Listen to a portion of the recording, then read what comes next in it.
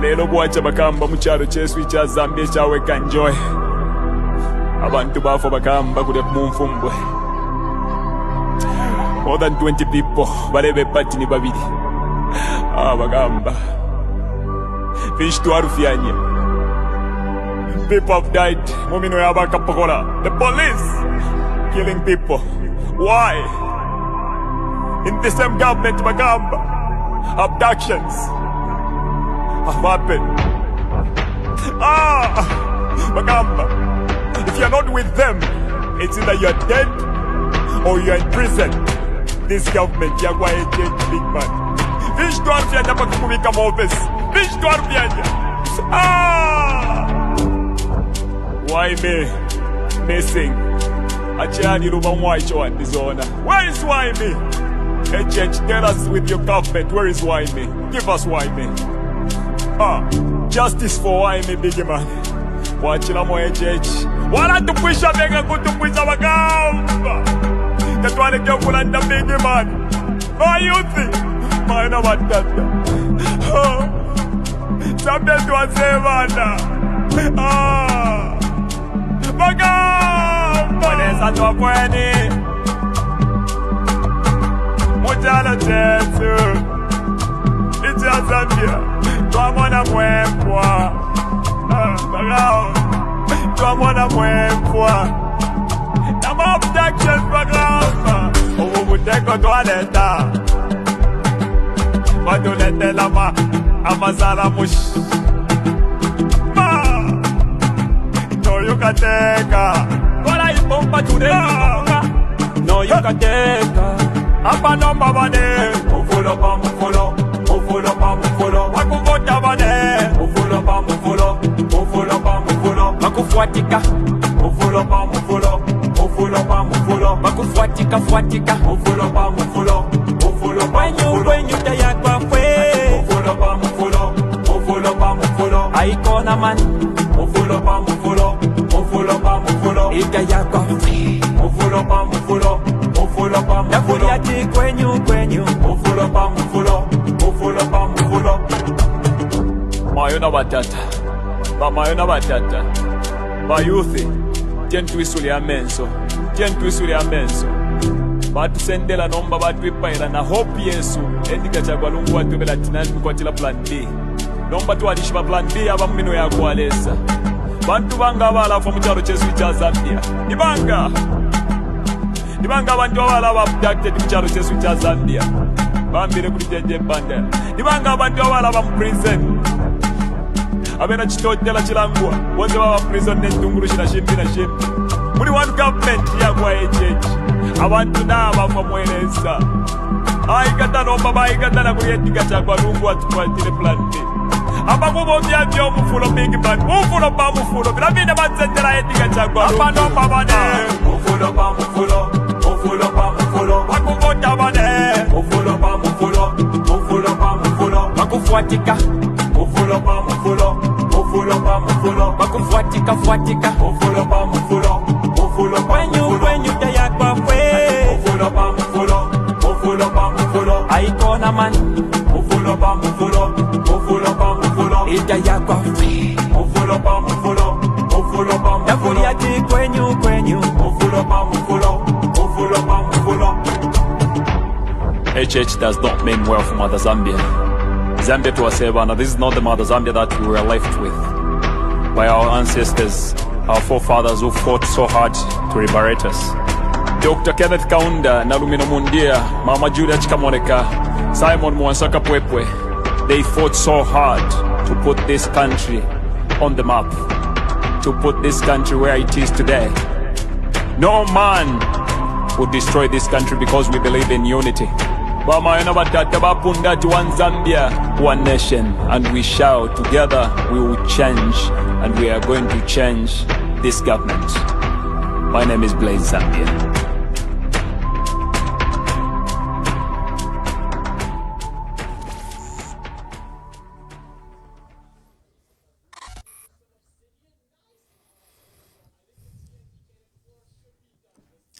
Good day and welcome to today's program. Thank you very much for joining us, for those that are joining us through social media on whichever platform you are watching us. Today is a Monday, the blessed day that the Lord has made, and we are privileged to host Dr. Chirwa, a Zambian economist and academic. Is based in the United Arab Emirates, where he's running the Africa Institute. Is an associate professor there. Now, we are very proud of Dr. Chirwa because recently he was named among the 10 top scholars to watch for in this year because of his insightful analysis, and his research paper and published document. He's the chair, of course, like I said, of the Department of Social Sciences at the Africa Institute, Global Studies University, and he was recently appointed to the Jubilee Commission on the Debt and Development Crisis in the Global South. This is the Political Academy of Social Sciences at the Vatican. Remember, the late Pope is pioneering a debt restructuring, debt write-off, because he says these debts are first of all unfair, unfairly mounted on the poor South, the poor economies, and making it very difficult for them to make independent decisions on trade. And the debt is yoked to aid, which in itself makes it Africa and others dependent on the West. So the Vatican is pioneering a debt write-off, and Dr. Chirwa is among the few that have been selected to sit on that committee. So we are proud of him. Today we are discussing the state of the economy and Zambia's economic crisis. The government, led by President Hakainde Hichilema, are giving a hopeful account of our economy that is growing to maybe even projected 5.8 to 6.5% by next year. Inflation is down, reserves are growing, that they've restructured the debt up to 92, 93%. They are giving a glowing picture that we have bumper harvest now. They are even going to export the maize to Malawi and other countries. But is this a true picture? So we are privileged to have the economist himself to come and give us some insight. Let me invite Dr. Chirwa to the forum so that he can greet us. And Dr. Chirwa, it's always a pleasure to host you. Ambassador Mwamba, I hope you can hear me. Am I loud and clear? No, thank you very much. Today we want you to unpack the state of our economy. You can make reference to the budget that was recently passed, and then as we go and march towards the elections in 2026, we want you to comment about that. But we'll start briefly before I invite you. Let's start with this summary that has been promoted by government of what they think the budget is and its impact on this year and next year's elections. Let me play this. On Friday, 12th September 2025, President Hakainde Hichilema opened the 5th session of the 13th National Assembly under the theme Consolidating Economic and Social Gains Towards a Prosperous, Resilient and Equitable Zambia. Okay? This year's address came as a defining moment for the country. Zambia is emerging from both years of fiscal distress and the devastating 2023-2024 drought. Tazama pipeline. Further, government continues to work on a process aimed at constructing a new multi-product pipeline between Zambia and Tanzania. This is a huge investment. We're inviting the private sector. The government doesn't have a balance sheet to do it. Even if we had, we don't want public money to be used that way. The president's message was straightforward. The economy is recovering. Agriculture is breaking records. Mining is expanding. Energy diversification is accelerating. And social investments are reaching every corner of the country. Mobile phone penetration now extends 71.8% compared to 63.3% in 2021.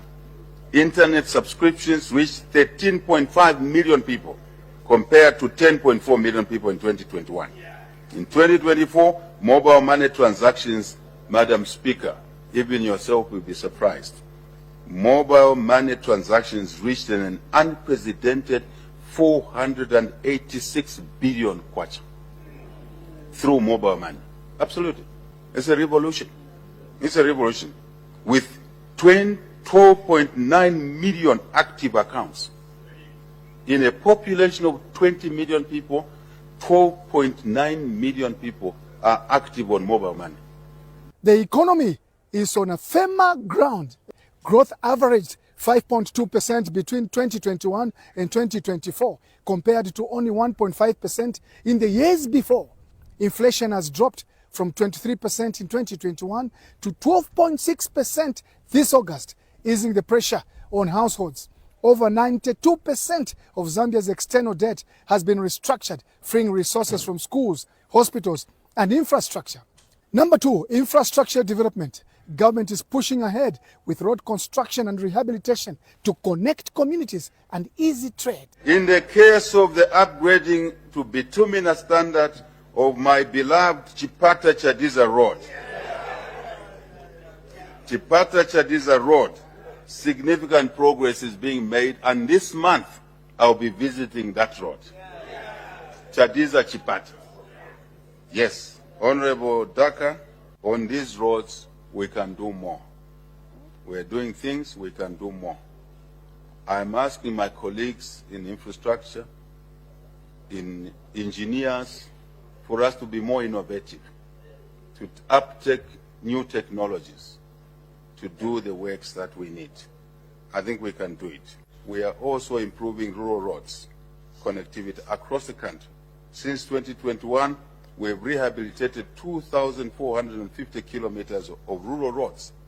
In addition, local authorities have worked on 860 kilometers of feeder roads through the Enhanced Constituency Development Fund. Number three, agriculture is driving growth and food security. Maize production hit a record 3.7 million metric tons, more than double last season's output, with projections above 4 million. Zambia is now the largest maize seed producer in sub-Saharan Africa, producing over 94,000 metric tons of seed. Yes, 94,000 metric tons of seed. Irrigated land has reached 200,000 hectares with a target of 500,000 by 2027, ensuring year-round farming.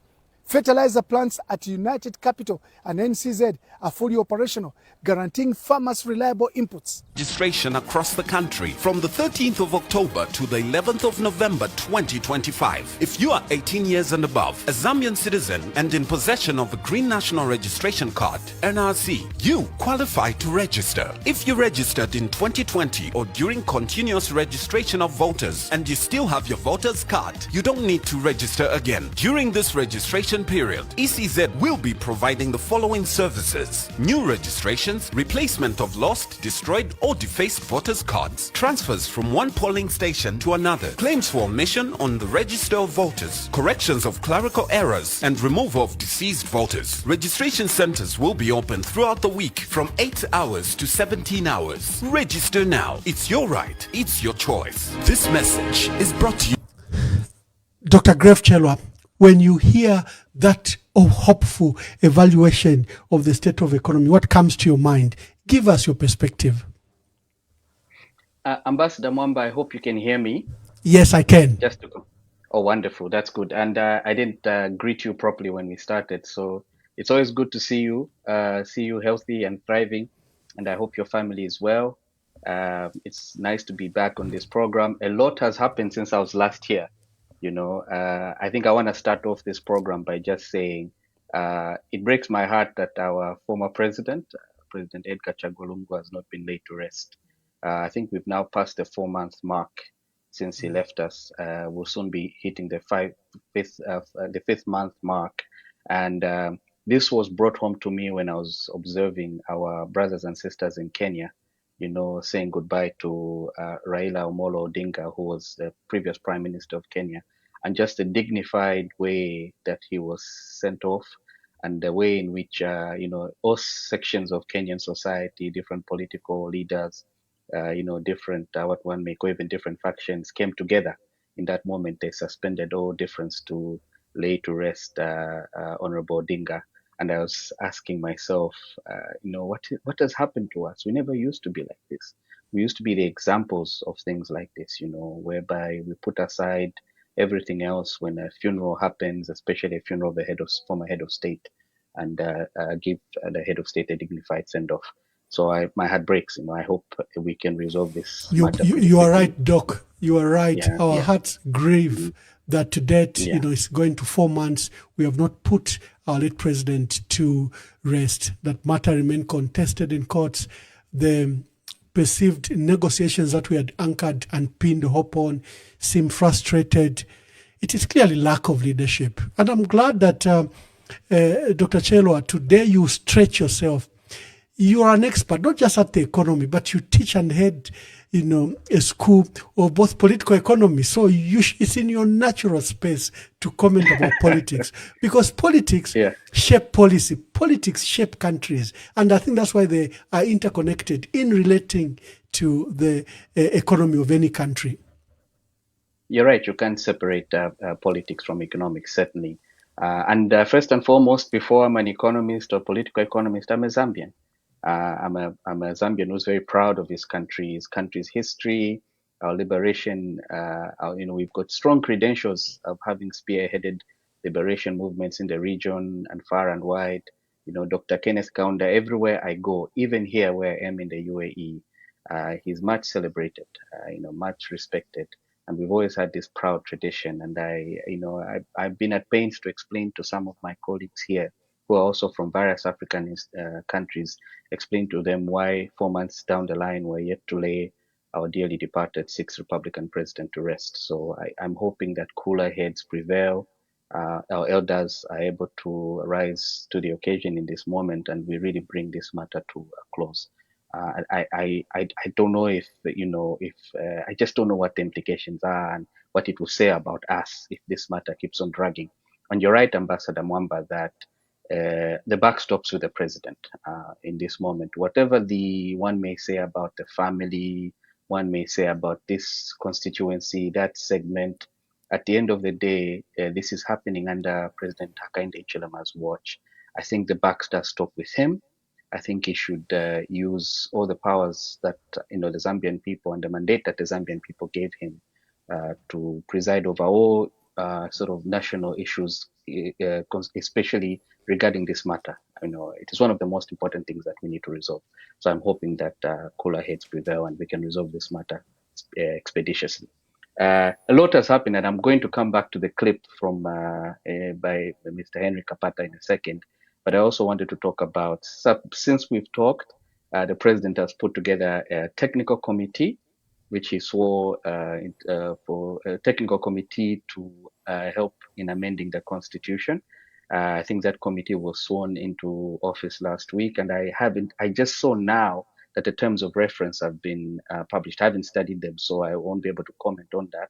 But I just want to say that, again, speaking as a Zambian, I find it very strange and certainly very worrying that we should be attempting to amend the constitution 7 months before parliament is dissolved, 9 months before presidential election. As you know, Ambassador Mwamba, in any part of this world, be it in the US, be it in Great Britain, be it in India, which is the largest democracy in the world, be it in Zambia and every other part of the world which practices sort of competitive or multi-party democracy, election years are divisive years in general, because this, political parties are jostling and this and that. And into this context of, into this sort of divisive period, which is an election year, it's a heavily contested thing, heavily politicized. You throw into there an important activity such as amending the constitution of the Republic of Zambia. I find this completely careless, to be honest. I find it worrying, and I'm hoping that the president does the right thing, as has been advised by different segments of society, Law Association of Zambia, the Council Zambia Conference of Catholic Bishops, the Oasis Forum, NGOCC, very other eminent people who have called upon the president to essentially postpone this until after the election. We cannot review the constitution, which to review or amend the constitution requires consensus, and you cannot build consensus honestly in an election year.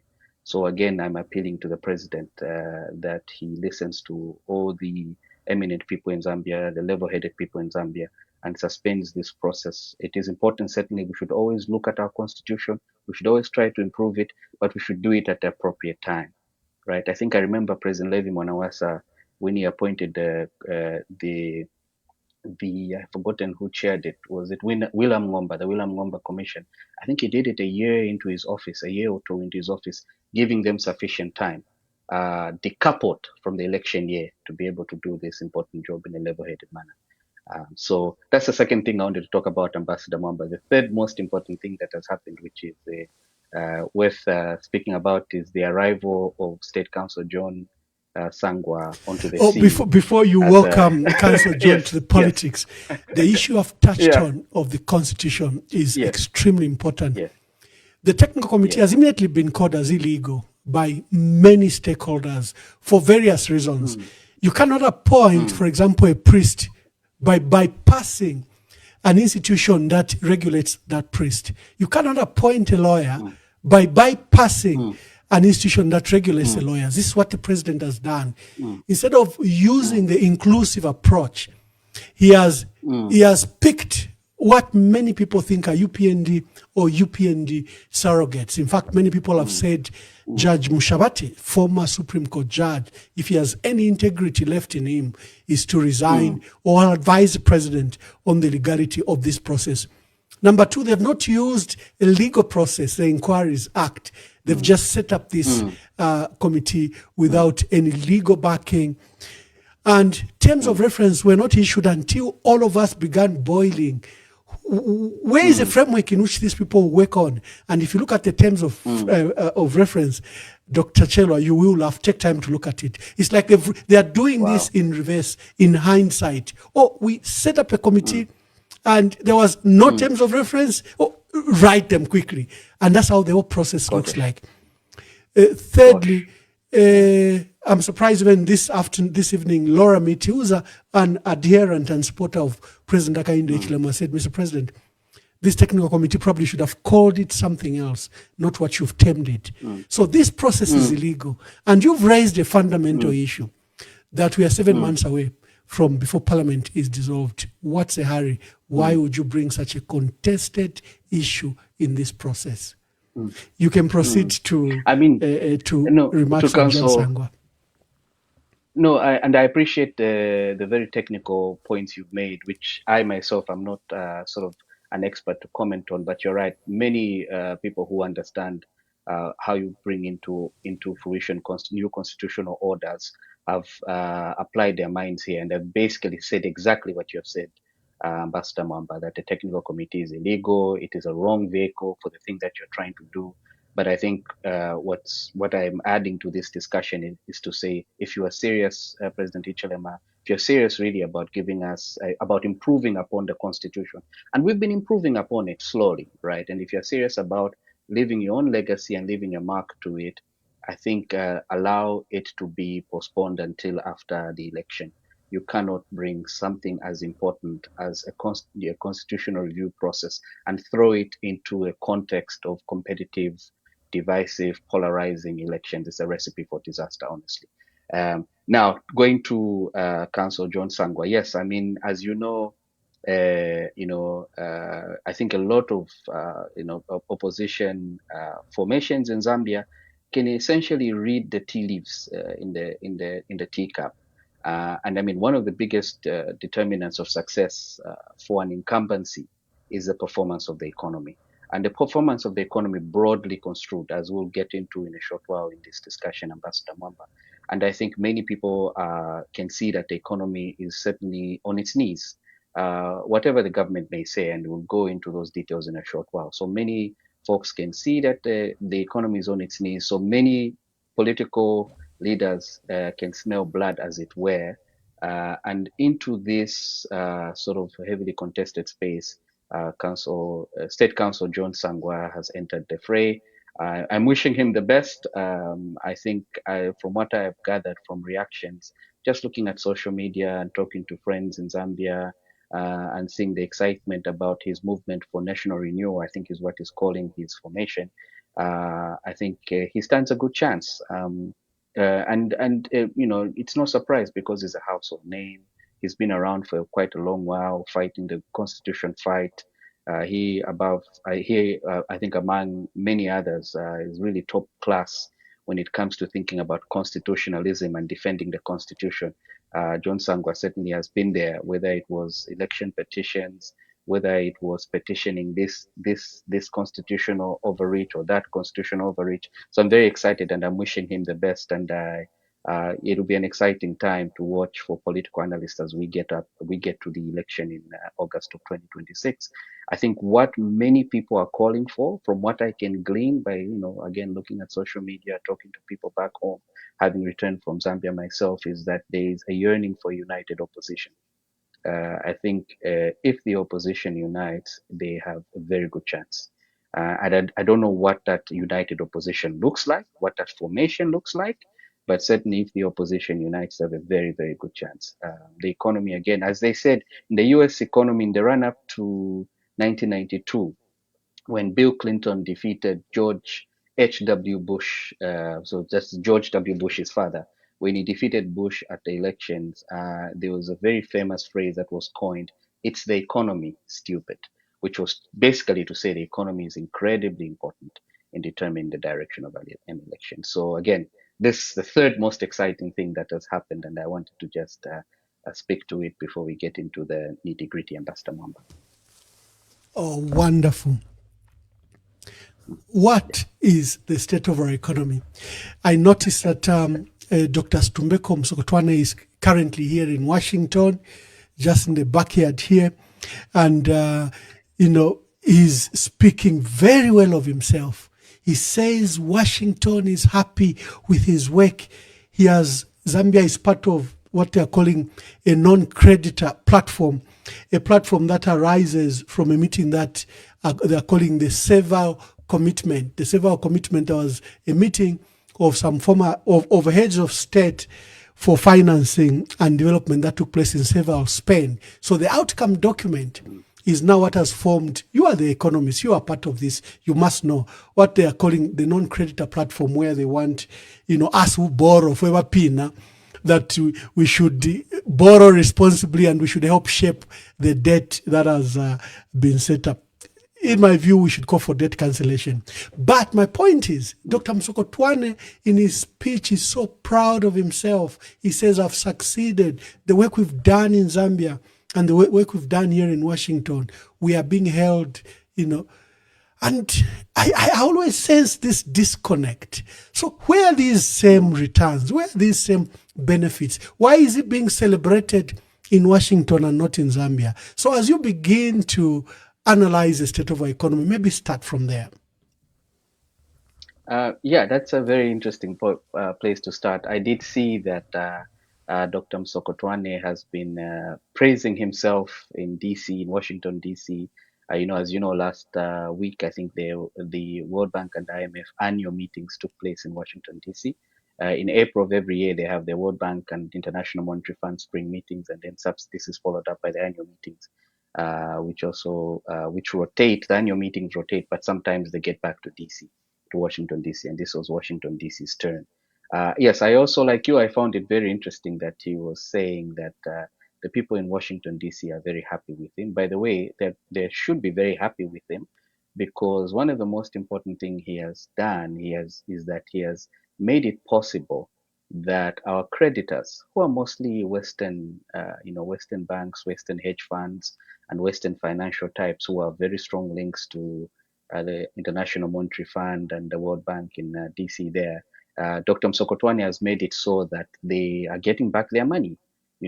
As you know, I think we did discuss it last time I was on this program, that this year alone, we're going to be paying $1 billion in interest and principal, in external debt service payments, that is interest and principal, right? And then for next year, again, we'll pay about $1 billion. And this we know based on several sources, one of which is the budget speech that Dr. Msokotwane presented in September of this year with the 2026 budget. We also know this because his secretary to the Treasury, Mr. Nkulukusa, has also been, producing information telling us how much we'll be paying in external debt service payments now well into the future, 15 years from now, every year until 15 years from now, because they have successfully restructured our debt. But surprise, surprise, this so-called successful debt restructure is leading to a situation where we'll be paying about $1 billion in external debt service payments every year until up to about 2034, 2035 thereabouts. In my books, there's no way this can be called a success, as we discussed a while back, because when we defaulted Ambassador Mwamba in 2019, Doc, we paid not $1 to billion, interrupt you. and then we defaulted. Yeah, yes, not to interrupt you. You are stating that after the debt restructure, we'll be paying in excess of over $1 billion every year. I thought that $1 billion threshold was the reason we defaulted, was the reason we said we should go into debt restructure, was the reason we said this debt was unsustainable. Because from our little budget, if you get $1 billion every year beginning 2025, 2026, 2027 from our national budget to pay debt service, where will be our economy? Where will be our spending to social services? Then what that tells us is that this debt service has not been successful. You are spot on. I was actually you are an excellent economist, Ambassador Mwamba, because that was the next I wish I were. was going to make. Because, honestly, when somebody says debt restructuring has been successful, if I go to my grandmother, in Mukushi, or my other grandmother in Mumbwa, or my other grandmother in Isoka, and I say to them, we have fixed the debt issue, right? Nkongole na turungisha nomba, we fixed it, no more, the situation is better than it was before. What my grandmothers expect to see is that the profile of debt service payments before default should be different to the profile of debt service payments after restructuring. In other words, the profile of debt service payments after restructuring should be much lower, much lower than they were before the default. In 2019, we paid $1 billion, I think $1.1 billion in debt service payments. That triggered the default, right? Because this was about almost 20% of our budget. Incredibly huge number. Now, this year, we're back to where we are before. Obviously, there was not much debt service payments in the last couple of years because we were in default. But now, after we've restructured and successfully, so we are told by Dr. Stumbeko Msokotwane, we are now paying $1 billion this year, $1 billion next year, $1 billion the year after that, $1 billion the year after that, $1 billion there, and so on and so forth. Honestly, these are incredibly worrying numbers. And I've always said that God bless the person who's Minister of Finance in 2030, because around about time, 2030, 2031, if not sooner, we'll be back to square one. So there is no way this, in my books, can be called success. But the people in Washington are toasting Dr. Msokotwane. Why? Because he is privileging them over us. In other words, he is making sure that they're getting their money back many times over. These numbers are huge. These numbers are sweet sounding music to the people in Wall Street and elsewhere. So this is why they're toasting him, and this is why they're celebrating him. And I just want to make one last point, Dr. Ambassador Mwamba, because I know you may want to come in here, that in the clip you played from Mr. Kapata, who I respect as a public relations person, is always very clear. He always speaks well. I always think he's very much underutilized, and I think he could serve in much more loftier positions as a PR person. But I think he's got his facts wrong in that video that he just shared. One of the things he said there, he said, we have restructured 92% of our debt. That's not true. And we've said this over and over again. We've only restructured half, Sir, 50% of the Doc, debt that was Doc, problematic. don't Yes, blame yes. Henry Kapata. Okay. The president even has let us the other day at a mining conference. Yes. The president is in annual Yeah. address to parliament. The minister of finance in his budget speech Yeah. says we have restructured 92% of the debt. So let's take it to the top, to the ones purveying these lies, and demonstrate how it is a lie. Yeah. But it is very strange that the president and the minister of finance are purveying this falsehood, because the information is right there on their fingertips, just right underneath their noses. In a town hall meeting in June of 2025 of this year, Secretary to the Treasury, Nkulukusa, in a town hall meeting himself, the slides are there. I can share them with you, Ambassador Mwamba, and you can share them far and wide. The slides there, which is an update, because Secretary to the Treasury Nkulukusa is a technocrat. He has to be able to tell the facts as it were, and especially in an audience. In the audience were a lot of investors, smart money types, so he had to be able to tell the facts as it were. In that presentation, it's very clear that we've restructured about 49.5%, about half of the problematic debt that was outstanding of about $11 billion or $12 billion. But we have an agreement in principle with creditors to restructure 92%, right? So there's what one may call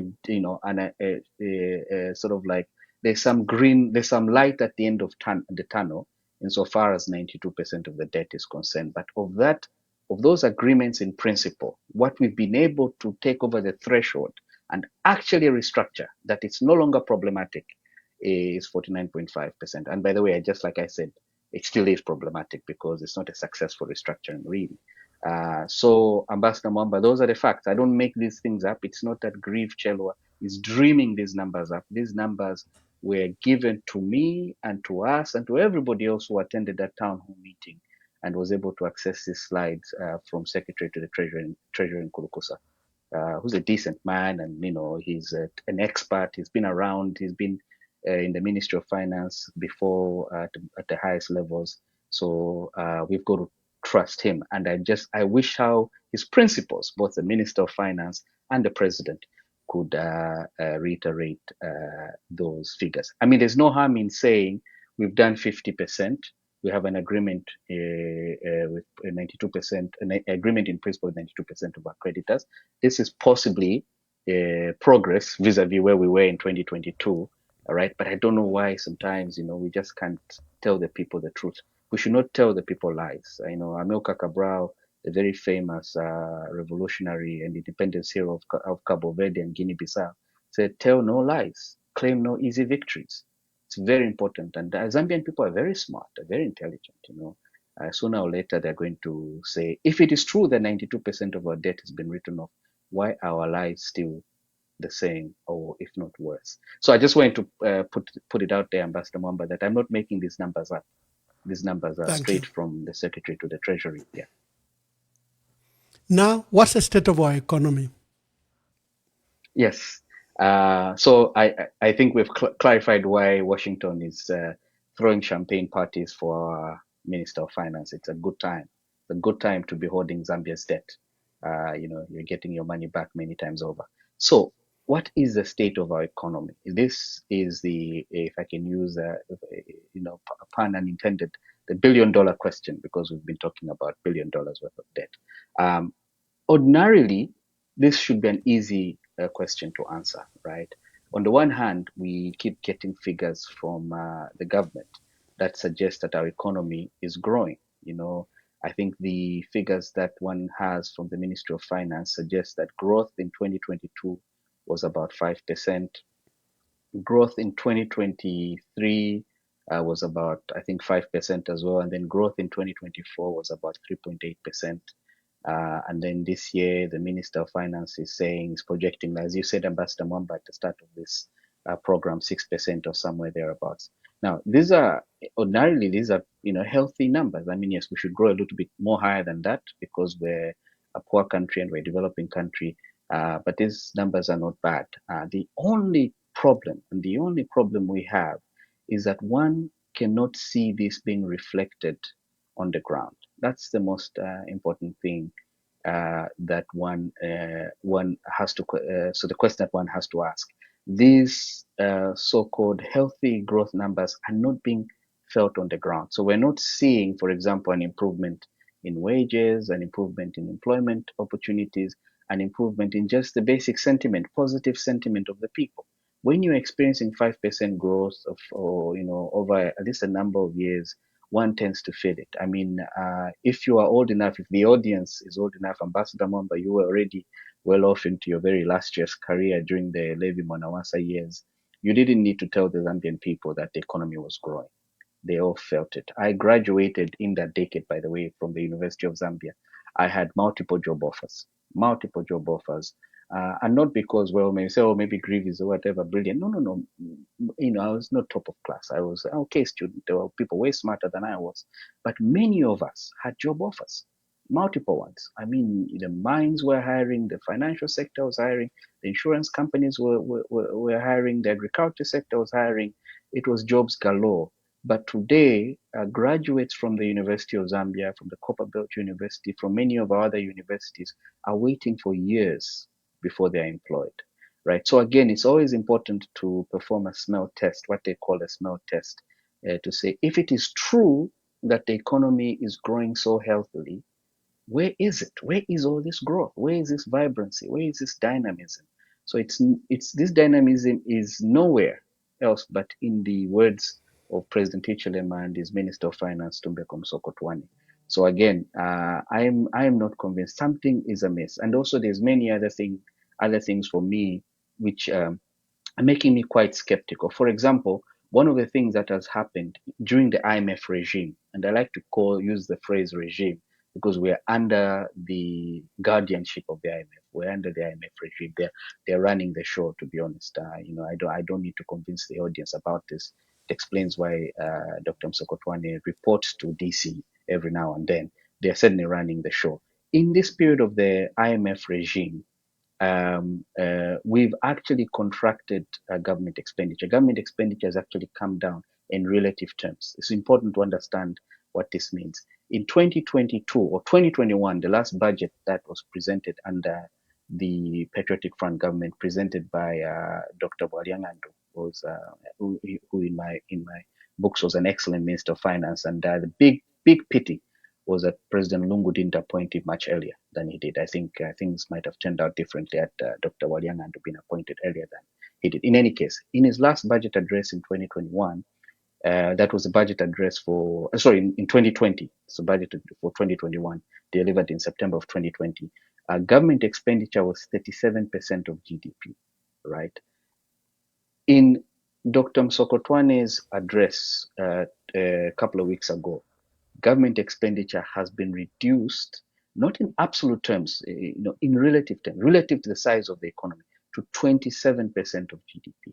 This is contraction. This is austerity. And the reason why this contraction has happened is that the IMF, our masters, have required that we do this so as to bring the fiscal deficit down. So in an environment of contracting government expenditure, it boggles my mind how it can be that growth can be reported to be very healthy.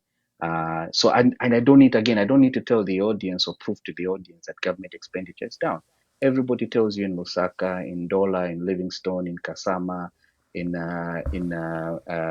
Solwezi, in Mongu, they will tell you that there is no money in circulation because in the types of our types of economies, one of the biggest movers and shakers is government, right? So government has certainly slowed down the pace of expenditure relative to the size of the economy, not in absolute terms.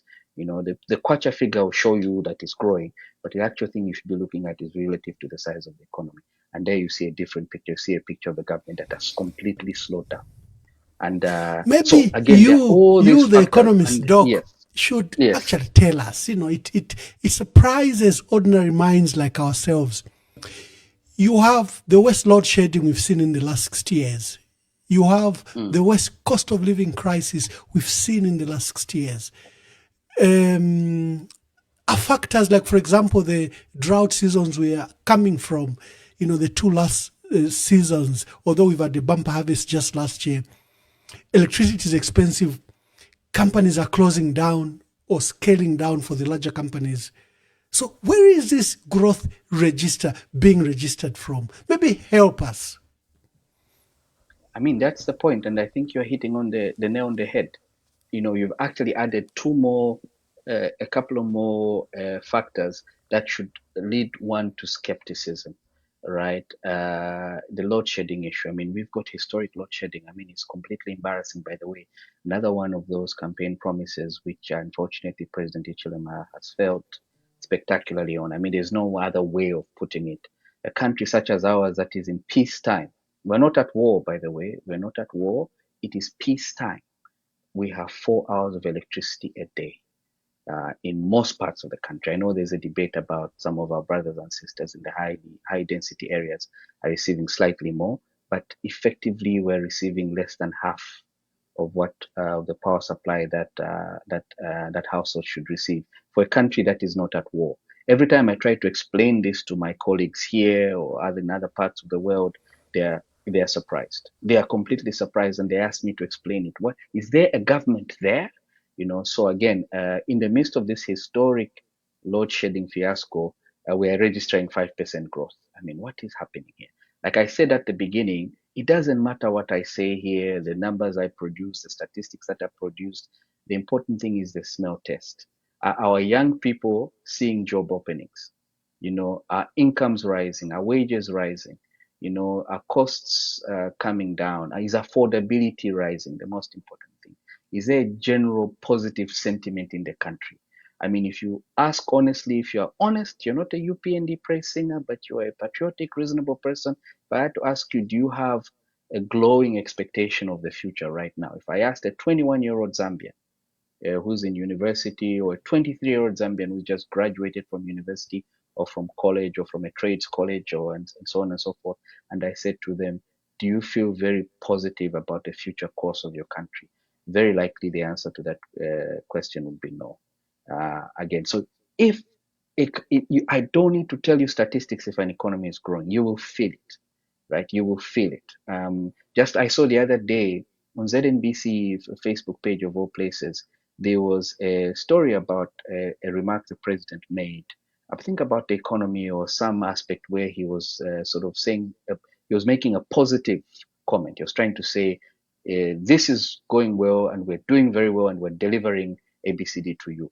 I had a look at the comments, and you know, I know people like to dismiss Facebook and so on, so, but in the 21st century, in this third decade of the 21st century, it is really the marketplace of exchange of ideas. And I was hard pressed to find a single person. There were like hundreds of comments, maybe even thousands of comments, all very, very critical, all very, very critical on ZNBC's Facebook page.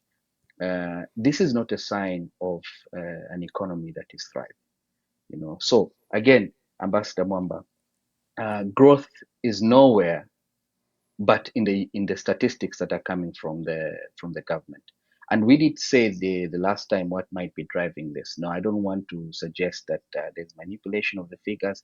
I have a feeling that there are just some statistical anomalies in the way that this data is being collected, and this certainly does happen. Sometimes the statistical authorities may not have updated their method of collecting data, and in such a way they may be missing a bigger picture of the economy. For example, the informal sector is not very well captured in our statistics. And if you think about load shedding, if you think about the cost of petrol, the cost of diesel, it has hit our informal sector the biggest. And if we're not capturing that informal sector, then we're really, really missing a big picture. So again, my advice to the statisticians at the Statistics Agency and perhaps the chairperson of the board there or the statistician general is that you can resolve this very easily. Appoint an independent committee of statistical experts and experts that can come and review your methodology of how you collect some of this data, so that we make sure that we're capturing this information accurately, because it matters. It matters, because if we're not capturing this information accurately, we are going to be insulting the Zambian people by telling them there's growth, you're just not seeing it. You know, so let's make sure that we can collect the stats properly. So this is my optimistic view, is that I have a lot of respect for my friends at the Statistics Agency. It's possible the methodology is missing a big part of the economy. I don't want to go to the point where I think there's manipulation. I doubt it so much, but yes, but you can't see the growth. The growth is only in the government statistics, but not being felt by a majority of the 20 million Zambians. The other day, there was anger from our people. ZRA Facebook page, official page, advised citizens that tell us if a neighbor is running any business and you think they're not paying taxes. The anger came from a realization that the multinationals are having a free ride in this economy. They have seen how, for example, this year, to attempt to reach the 1 million metric ton exports, that government has removed export on concentrates. So the mining companies don't even have to process, their concentrates in our country. They just have to export that soil. So that maybe that 1 million metric tons can be achieved. But it's an issue of removing this export tax on emeralds, on concentrates, and the laissez-faire attitude that this government has taken to the largest sector in our country, the mining sector. I think it has been treated with kids' gloves and with a lot of investment. I wonder, it's been 4 years, other than the key point you have put there, that we are under the guardianship of the IMF. This is not a Hichilema regime. This is actually the IMF regime. I love that. Probably, what do you think they've done wrong in the last 4 years that didn't make them achieve first the economic promises that given our people, and to found the economy on a good footing? Because this debt restructure, which is supposed to be their flagship success, you have just put a dark cloud that we are in for these billions of dollars in debt repayments. What have they done wrong in the last 4 years? Yeah, that's a very interesting question. I'm glad you've asked me the tax question, Ambassador Mwamba. And before I get to the tax question, because I want to share with citizens some of the craziness in the tax policy vis-a-vis the minds of this government. Again, using numbers that they themselves have produced in their reports. I wanted to talk about, I was seeing Mr. Kapata's video, which you played there, and he was celebrating the fact that two celebrations come to mind. First of all, there were many falsehoods in that particular video, one of which was to say average growth between 2022 and 2024 was 5%, and it was 1% the years before. Basically, he didn't say it this way, but he's trying to say in the PF years, it was 1% the years before, which is not true. Growth in the PF years was 1% in 2 years. Growth was abysmally bad in 2 years. 2019, it was 1.4%. 2020, it was possibly zero, if not negative, but that was COVID. It happened across the world. But in the years prior to that, it was about healthy 4%, 5%. If you look from 2012 to about 2018, 2017, it was a reasonably good growth. I mean, it wasn't spectacular, but it also wasn't spectacularly bad. And then the other 2 points that Mr. Kapata made in that video was to talk about we should celebrate that we have hit 829,000 metric tons of copper production.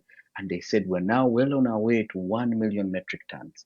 And then he said the other thing. He said we should also celebrate that we've hit a bumper maize harvest of 3.7 million metric tons of maize.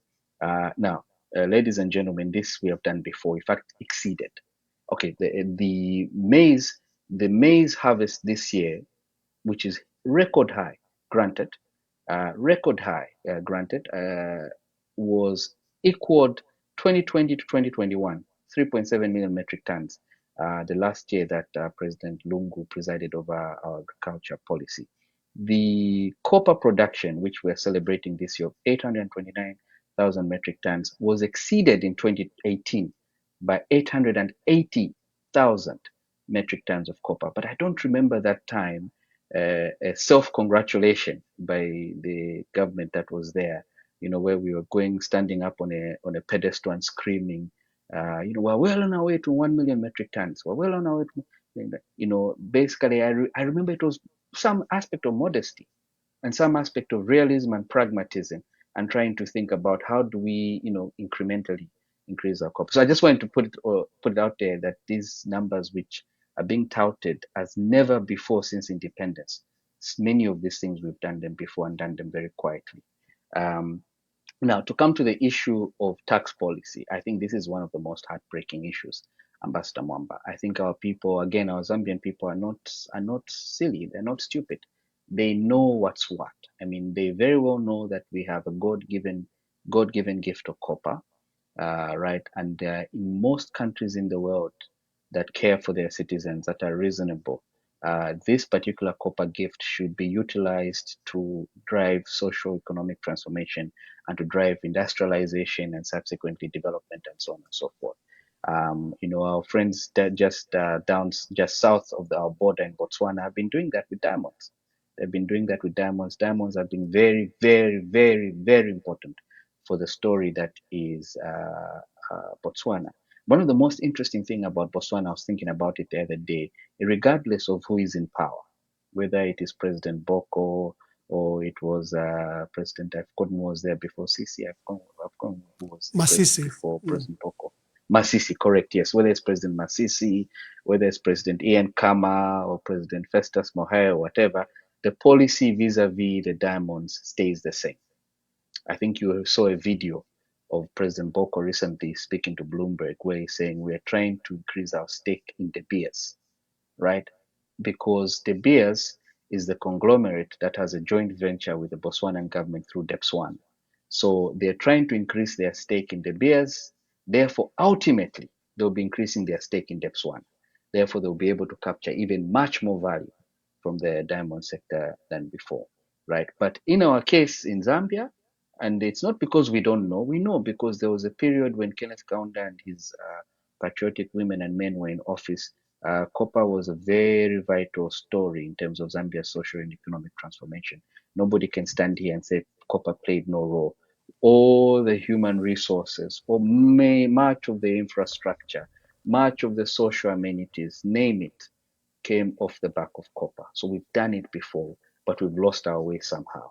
And one of the most tragic things that I discovered whilst snooping around on the Ministry of Finance's webpage, where all the reports are available, one of the things that I should congratulate President Hichilema's government on is that they've been publishing documents. And but I think that's also because they're under the IMF regime. The IMF regime wants them to bear all, but that's great. We've been then able to see some of these statistics and documents. They've started to publish a report called the Tax Expenditure Report. So basically, this report is a requirement of the IMF program, and it requires them to publish rather transparently issues to do with taxes. So for the first time, we know, in a very long time, we know, for example, how much corporate income tax is collected from the mines, how much mineral royalty tax is collected in the mines. They've only published one report, so I'm hoping they can publish a subsequent. I hope this doesn't scare them into not publishing these reports. But the 2023 tax expenditure report, and it's important 2023 because 2023 is the year that Dr. Stumbeko Msokotwane went to Parliament and announced a drastic revision and a drastic change in the mining tax policy in this country. Basically made mineral royalty tax deductible, basically effectively reduced the mineral royalty tax. I mean, he played around with some bans but effectively that resulted in a reduction in the mineral royalty tax. And effectively making mineral royalty tax deductible meant that the corporate income tax levied on the mines effectively reduced. Now, what you see in this report, citizens, is that in 2023, moving from 2022 to 2023, tax collections from the mines reduced by $500 million. It's there, plain for anybody to see. It is in the report. $500 million. Reduced. We gave them this gift of $500 million. So I suspect this gift giving continued in subsequent periods, right? Especially in an environment. I was just looking now, Ambassador Mwamba, in preparation for this discussion. I don't know if you've had a look at the copper prices. They're again historic highs.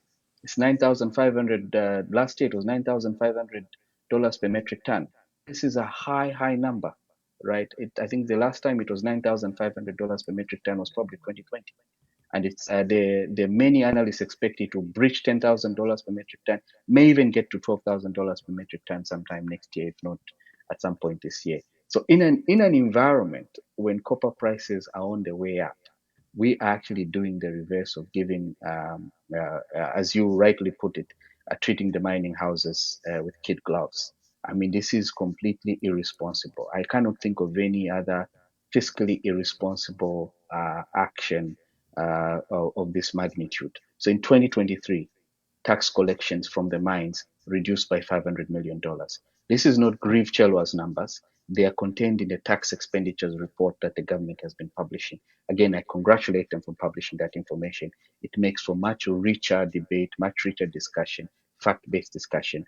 So you are very right. And the people who are complaining on the Zambia Revenue Authority page were right to complain, because the culprit, the elephant in the room, has been and continues to be the mining houses. The mining houses are the culprits in the room. We cannot diversify the economy. We cannot grow Zambia. We cannot develop Zambia. We cannot provide healthcare, free healthcare of a reasonable quality, free education of a reasonable quality, without really looking towards the mines. And I'm hoping that all the candidates who are vying for office, I'm hoping that they're very clear on the question of the mines. The mines have to be owned by Zambians. We have to own them ourselves. We have to follow the Botswana example. We have to follow the Chilean example with Codelco. There's just no other way. The PF government tried to do it, right? You started a policy of trying to reclaim our mines. Understandably, admittedly so, some of it was financially erroneous. I think the transaction to do with Mopani could have been done better. But be that as it may, like I said a short while ago, the presidents of Botswana all have a continuous policy when it comes to diamonds, even if they're from different parties, different ideological inclinations. So I had hoped that President Hichilema, given his vast experience in private sector, structuring deals and so on and so forth, I'd hoped he would help us fix the Mopani fiasco. But unfortunately, that wasn't fixed. Similarly with KCM. I imagine if we had taken over KCM, we're taking over Mopani, our coffers right now, as copper is $9,500 per metric ton, would be in a very, very, very good place for us. Very, very good place for us. So, Ambassador Mwamba, that's my take on this. It's incredibly, it's irresponsible policy. I think I want to call it that. It is irresponsible. It is unpatriotic. It is anti-Zambian to give a gift of $500 million when you are distressed for debt, when the economy is on the knees. And so Thank you. Thank you, Doc. Dear viewers, Dr. Grieve Chelwa has a number of issues he's doing, but we are privileged that he found time to be with us. So we will not hold him for long. I'm going to open the phone lines. If you have any urgent question directed to Dr. Grieve Chelwa, this is the opportunity. Make your call to our usual line so that we can quickly allow him to answer the questions. Then we allow him to, deal with other matters. I'm grateful that you spent time, but you've already given us valuable information in the last 40 minutes. I think a lot of takeaways. So please pick your call. Ask Dr. Grieve Chelwa. We're not holding him for long. He has many engagements and commitments. If you think you have a question, please call now. By the Electoral Commission of Zambia. Registration across the country from the 13th of October to the 11th of November 2025. If you are 18 years and above, a Zambian citizen and in possession of a Green National Registration Card, NRC, you qualify to register. If you registered in 2020 or during continuous registration of voters and you still have your voter's card, you don't need to register again. During this registration period, ECZ will be providing the following services: new registrations, replacement of lost, destroyed or defaced voters' cards, transfers from one polling station to another, claims for omission on the register of voters, corrections of clerical errors, and removal of deceased voters. Registration centers will be open throughout the week from 8 hours to 17 hours. Register now. It's your right. It's your choice. This message is brought to you by the Electoral Commission of Zambia. You've hit the target already, 3 million tons. When we set this target, a lot of our political competitors say, Wofi, Womera, Wenye, Boza, This year we're tinkering on 1 million tons, knocking on the door. Knocking on the door. Psychological mark, as the minister said. It doesn't come by chance. It's the things we're discussing that we've had to do. Finish, Ambassador. It's the things that we've had to do, we're doing to get to 3 million tons, break the psychological mark. Even our detractors, and they're there. Few as they may be, but they make a lot of noise. As the minister says, how can you talk of a failed state? You were running the country. You sunk us into debt. You failed to restructure the debt. You had no credibility. The economy was declining at minus 2.8%. Your friends come and clean up the mess you created. Instead of saying thank you, you're saying, no, Zambia is now a failed state. Are you talking to kids or you're talking to who? Honestly speaking. On average, in the last 4 years, this economy has grown at 5.3% per annum, on average, even with the drought. From minus 2.8% to an average of 5.3%. By any standard. This is a positive move. I don't want to go into other economic factors, measures. Clear. Inflation coming down, exchange rate stability, foreign reserves increasing. But someone really can issue a statement that say the situation now is worse than what it was 4 years. Where do you live? Thank you very much. There, the president is asking all of us, Tinkalakot, maybe we should ask him, Ankalakot president, where does he live? Hello, caller, please tell us your name and where you are calling us from. Good evening, Ambassador Emmanuel Mwamba. Good evening, Dr. Chirwa. Thank you. He can hear you. My observation is that you cannot have two individuals in a country called Zambia. In this respect, Mr. Msokotwane and the president, Mr. Hakainde Hichilema, cooking up numbers which don't exist. When you say we are doing very well, Mr. Msokotwane, is that dripping down to the people in Zambia? And if you, by whatever reason, you go to Washington and tell them a lie, they have got their eyes. They have got the ambassador and the staff that are actually on the ground. It is hypocritical to start thinking you are smart than the population of Zambia.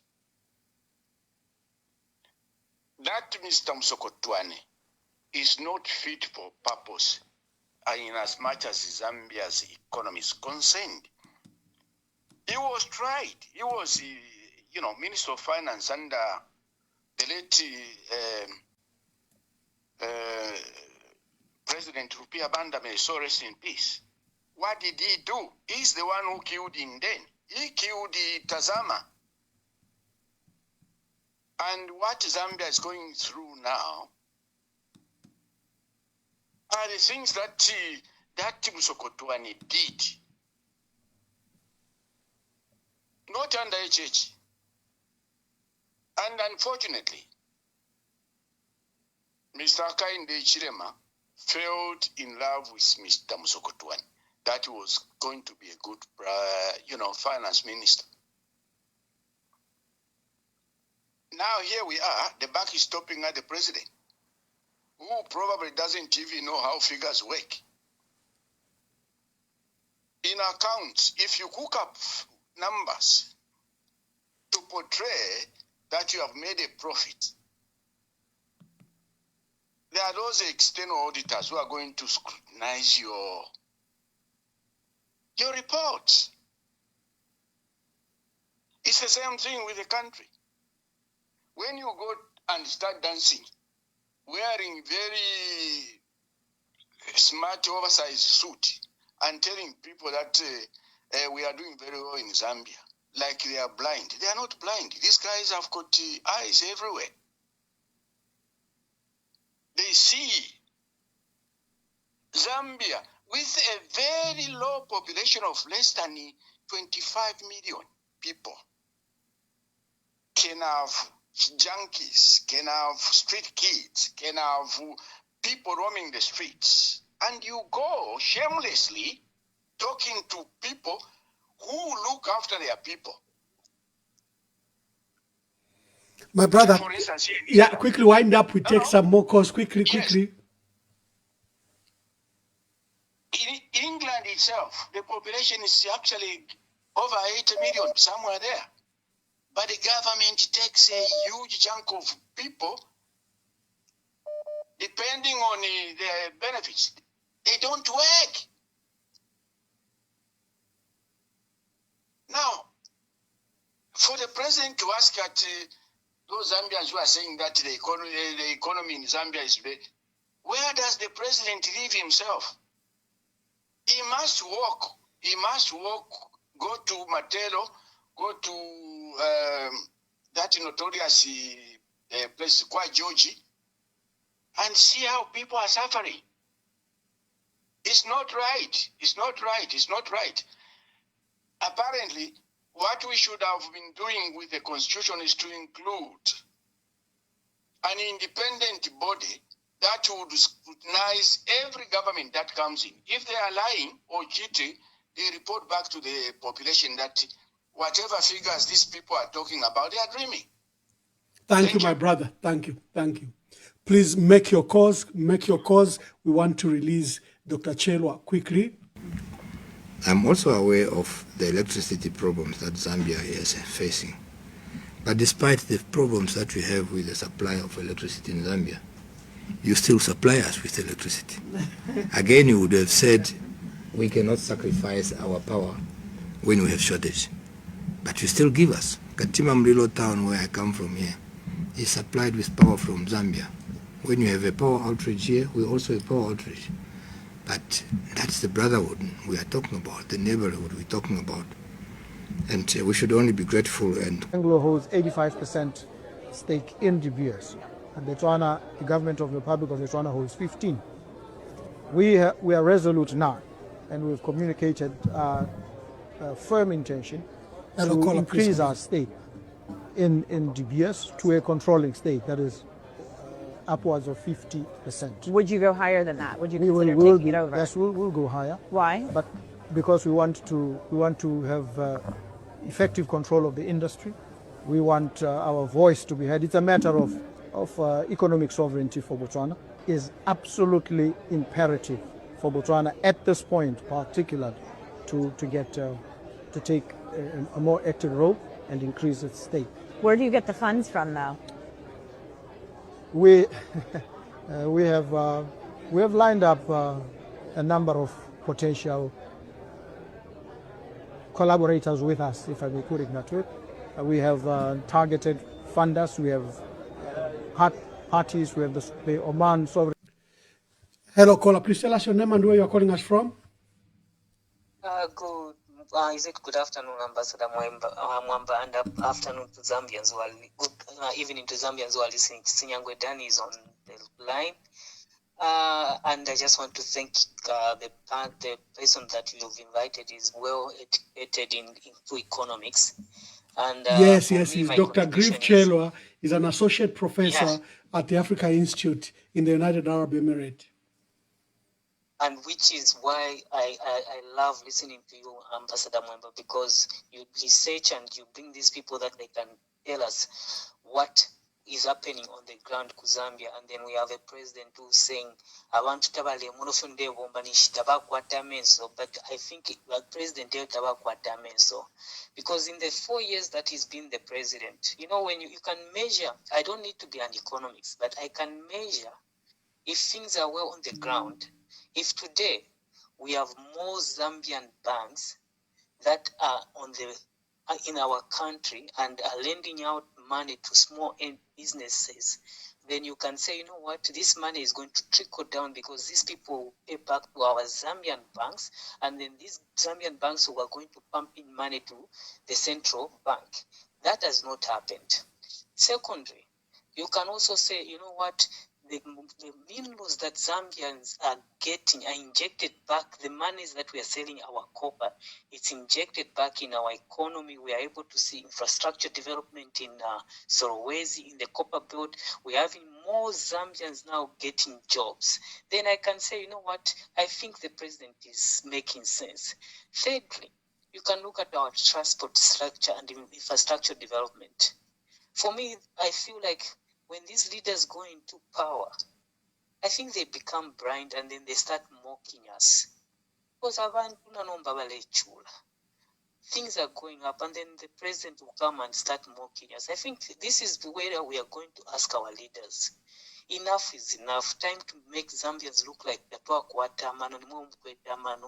that time is gone. So for me, when the president was saying that, I felt bad because and then you saw the video of this guy when he was being arrested, how people are suffering and asking for money, and then like you can say the Zambian economy is doing better. No, we can't allow that. Thank you, my brother. Thank you very much. Thank you very much. Hello, caller, please tell us your name and where you're calling us from. Yeah, good evening, Ambassador Mwamba. Good evening. And I always want to thank you for the good job you're doing. Thank you very especially much. when you bring Dr. Chirwa. Good evening, Dr. Chirwa and Dr. Chirwa. Chirwa. Yes, thank you. Yeah, that has been a fantastic interview with all the statistics you've given, you know, and Chirwa, I can't understand where Musokotwane and HH live, you know, because if they're saying the economy has been growing at 5%, where is that evidence? Because Zambians are suffering, you know, and even if the economy is growing at 5%, who is benefiting from that 5%? Of course, it's the foreign investors, the miners, the guys who own our mines. We've got some mines where we have 0%. And then, Rachel, as you mentioned, we are saying we've done, even if we've done 100% of debt restructuring, we'll be paying £1 billion every year for the next 15 years. $1 billion. $1 billion for the next 15 years. That's not sustainable.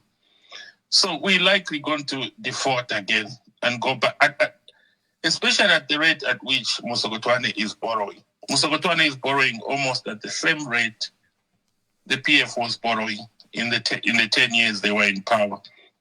Musokotwane, if I'm not mistaken, is borrowing at roughly $1 billion every year. So he's borrowed $4 billion so far. So are we just borrowing and paying back and then repaying the debts?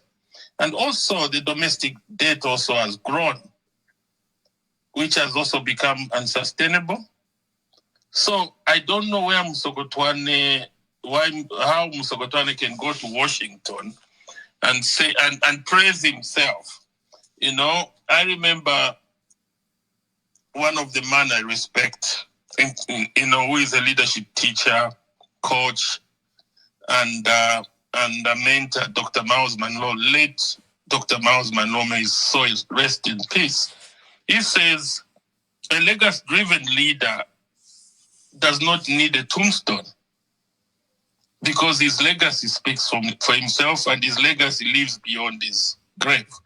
So, and then Professor Lumumba, Patrice Lumumba, he says the moment you find that somebody is praising himself, that person is a failure. Because you don't praise yourself. It's the people who praise yourself who should praise you. And I don't see any Zambian praising him. Because when they posted on one, I think it was ZNBC social media, that HH bragging the economy is doing well and everything. If you see at the response, I don't know whether HH doesn't have people who read those comments. Zambians are suffering. The only winners in Zambia are the owners of the mines. Because tax incentives, and Chirwa, as you said, as long as our economy is not anchored on mining, we will never develop socially, economically. We will never even diversify our economy. The best example is Kaunda. Kaunda built all these infrastructure because of mining industry. So, and even if we say, if it was a situation whereby the government was behaving like the Swanas, the way the Swanas behave, and, as you said, Bachelwa, Botswana owns 50% of the Botswana. And they also own about 24% in De Beers, which is a joint venture in the Botswana. And Botswana is trying to increase its stake in De Beers.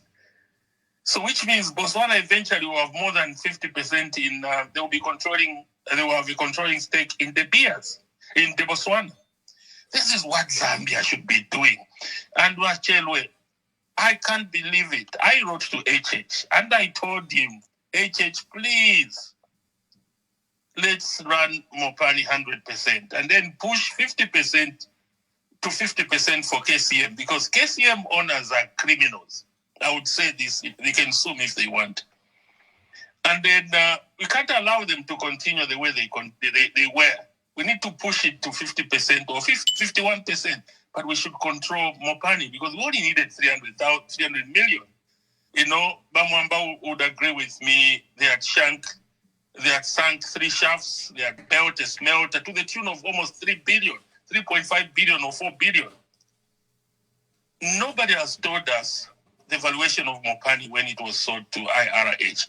Nobody has shown us a due diligence. Parliament has never seen anything that happened. I'm telling you, HH and Musokotwane, I think they are a case for Zambia. I rest my case. And I think I would advise Zambians to remove them come next year, because they are so arrogant. The arrogance they are displaying is unbelievable. Thank you. I rest my peace. Thank you very much. Thank you very much.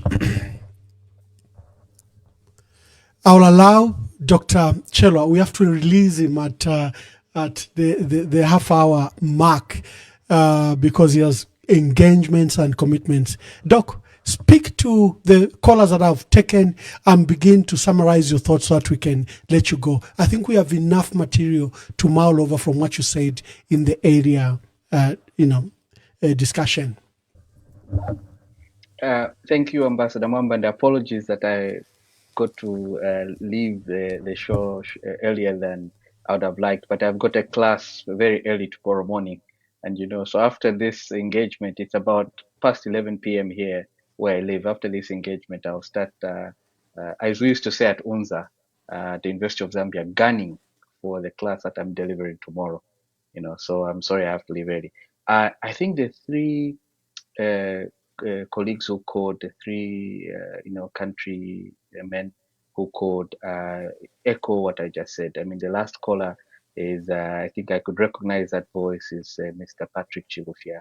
Chirwa is an elder friend of mine who once in a while we talk, and he's, as you can hear from his sentiments, he's not very pleased. The first caller, also an elder statesman of our country, our elder there, he spoke very, very clearly. He asked the question, where is this growth? Where is this growth? We cannot feel it on the ground. And then the second gentleman, who sounded a bit younger than the two other callers, but also reflected the same sentiments.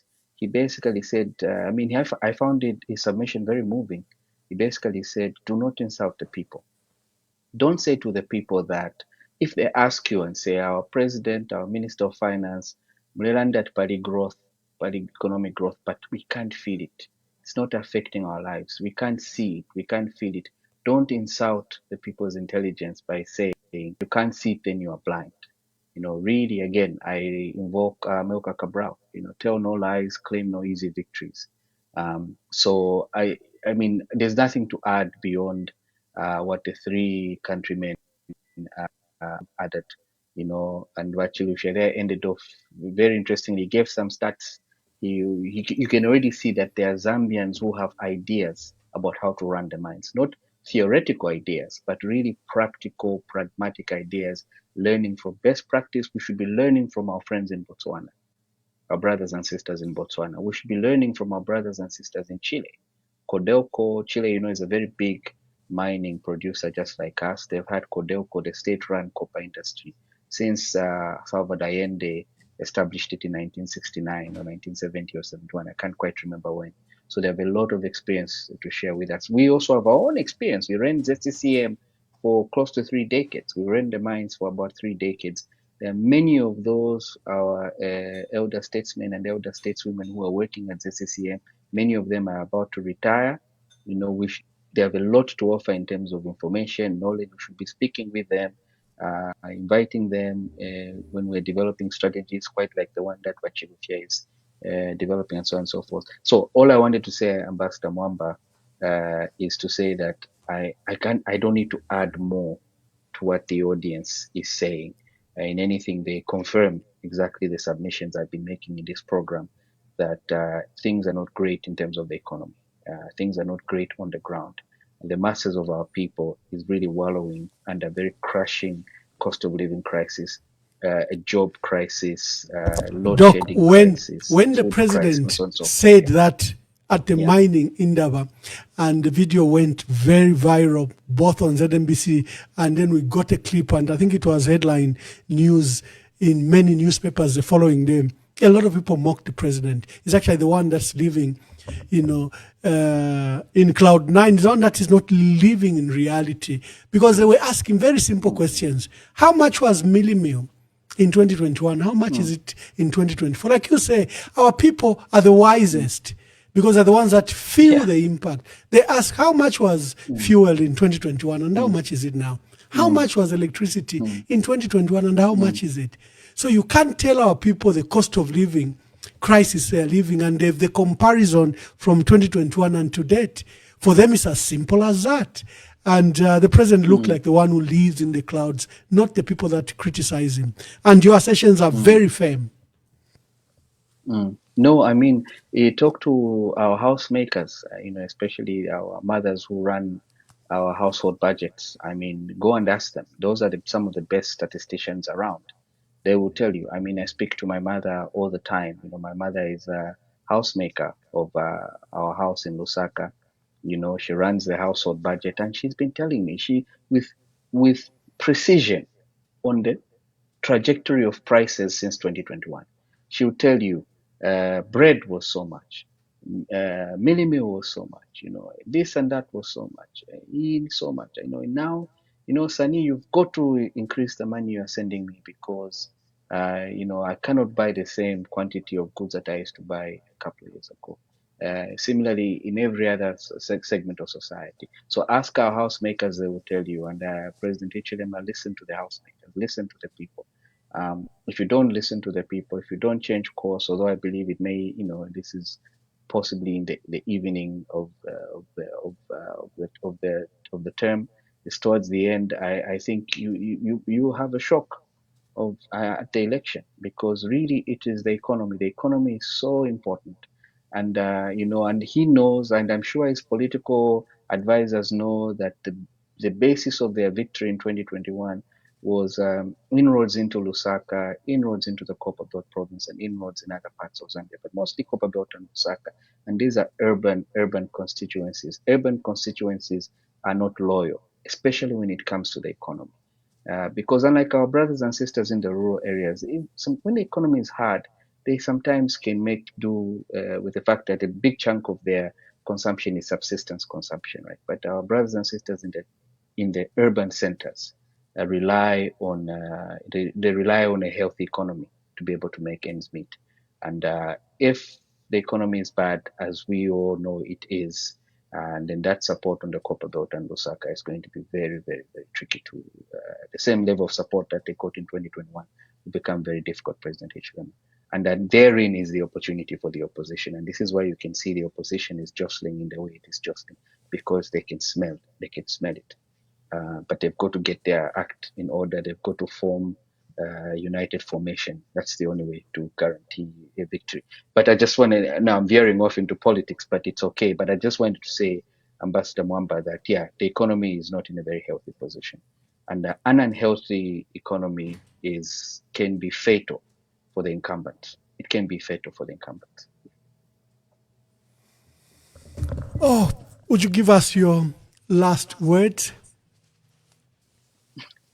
I always like to end on thank you, Ambassador Mwamba. I always like to end on a positive note. I just realized that this week is Independence Week. 24th October is upon us this Friday. 61 years, I think, will turn this Friday. So I want to wish all my brothers and sisters, my mothers and fathers, our grandfathers and grandmothers, and all those who are newly born and young, right? I want to wish them a happy 61 years. Unfortunately, it's not a proud 61 years, because 61 years down the line, we're not in charge of our economy. Like I said earlier, you're supposed to give us hope. You're supposed to give us hope. So how has economic independence eluded us? Yes, I'm going to end on hope. Exactly, but I think the hope is in the fact that I think the Zambian people, I think it's a theme we've been talking about in this conversation, are infinitely wise, and they've demonstrated their wisdom at critical junctures in our country's history. They demonstrated this wisdom in '64. When even prior to '64, when they voted for Kenneth Kaunda as Prime Minister in the elections, and then that led to independence in '64. They voted with wisdom in 1991. They voted with wisdom in 2011. They voted with wisdom in 2021. So I've got infinite trust and belief in our people. When the time has called for it, they have often come up and said, stop what you're doing. For example, stop this business of amending a constitution in an election year with 7 months to go before parliament is dissolved. I mean, this is completely irresponsible. And in moments like this, our people have come up and said, stop doing this, stop doing that. And in moments when the wisdom is needed to be brought to bear on an issue, they have done so. So I have infinite belief in our people. We're wonderful people, highly respected across the world, Ambassador Mwamba. Even here, there are Zambians who've come before me here where I am in the UAE. And a couple of weeks ago, I had a conversation with one of the very high officials here. And he asked me about a particular Zambian who came here in the 70s. And he just said, look, you guys are remarkable, distinguished people. So we have a very good legacy. And I hope this legacy continues. And it requires leadership for this legacy to continue. So I hope that is a hopeful place to end. It is an infinite belief and infinite trust in our people. And let's keep being us. Let's not be disunited. Let's be united. Here's to hoping that the next 61 years are better than the 61 years that have gone before us. I hope that is hopeful enough, Ambassador Mwamba. It's very difficult in these times to spin a hopeful take. It's very, very difficult, but I hope that was hopeful enough. No, thank you very much, Dr. Griff Chirwa. We are grateful, and we are grateful that you've made this show your home. We'll be calling upon you every time there are these critical matters. After the presentation of the national budget and the optimism that was let out, I think, for purposes of elections next year, I thought we could get an expert, distinguished expert like yourself, just to come and speak the truth, not politics, which you have ably put across, and we are grateful. We never take this for granted. To our dear viewers, I'm so sorry that we had to cut your phones. People are still calling. We got Dr. Griff Chirwa with a limited number, but we'll get him along. Like I'm saying, this platform is home to him to come and discuss our national affairs. So we will bring him, but you still can contribute. He's an avid, active member of our social media. Is a net citizen, so he can contribute even on our threads. You can push your questions there. Dr. Griff Chirwa, I'm grateful. Thank you very much. To you, dear viewers, thank you for calling. And like I apologize to the callers that are calling that we had to end the program quite early. We got limited time, but it's not early.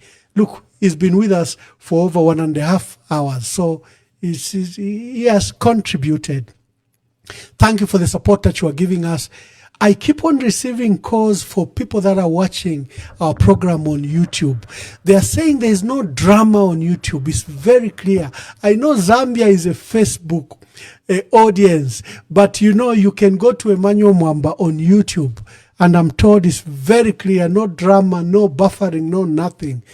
So maybe because our Facebook does get crowded, and you can't watch clearly. So begin to look at the other options where we are broadcasting from. If you have Twitter, X as it was called, go there. If you have TikTok, and in this case YouTube, many people are saying it's very crisp, clear, no drama there. So thank you very much for all that we are watching us. God bless you until we have another program. And thank you to Dr. Griff Chirwa. We're hosting today Dr. Griff Chirwa, a Zambian economist and academic, and he was recently named one of the 10 African scholars to watch in 2025 by the Africa Report.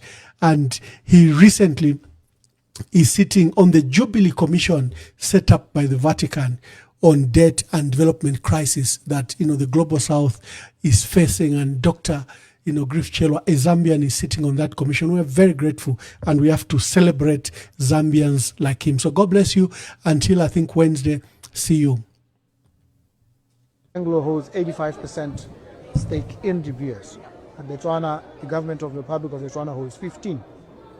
We are resolute now, and we've communicated a firm intention to increase our stake in DBS to a controlling stake that is upwards of 50%. Would you go higher than that? Would you consider taking it over? Yes, we'll go higher. Why? But because we want to have effective control of the industry.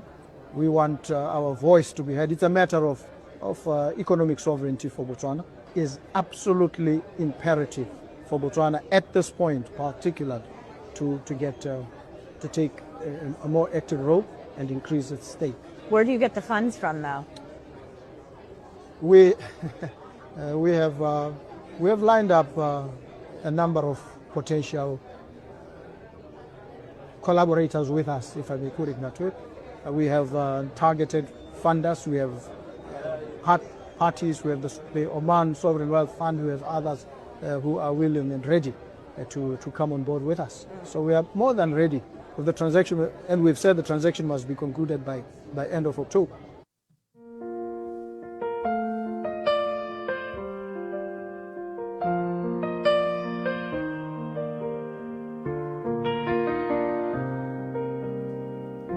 Today we stand at a crossroads, not just of politics, but of conscience. The passing of our humble president, Mr. Edgar Chagwa Lungu, is not only a moment of mourning, it is a moment of reckoning.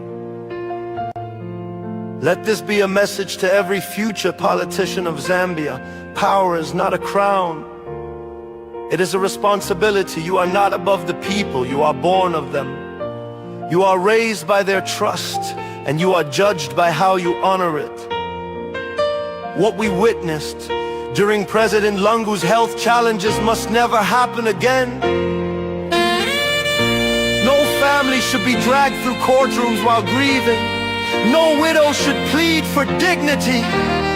No orphan should wait for justice to bury their father.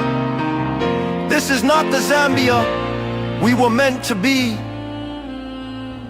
Let us start over. Let us rebuild, not just our institutions, but our hearts. Let the death of President Lungu remind us that we are each other's keeper. That love is not weakness, it is our greatest strength. That the Bible commands us to care for the widow, the orphan, and the stranger. And that true leadership begins with compassion. We only have one Zambia. Let us raise her high, not with slogans, but with service. Let us show love, not just in words, but in action. Let us unite, not just in grief, but in purpose. To the Lungu family, we are with you. To every citizen, your pain matters. To every leader, your legacy begins now. One Zambia, one nation, one heart.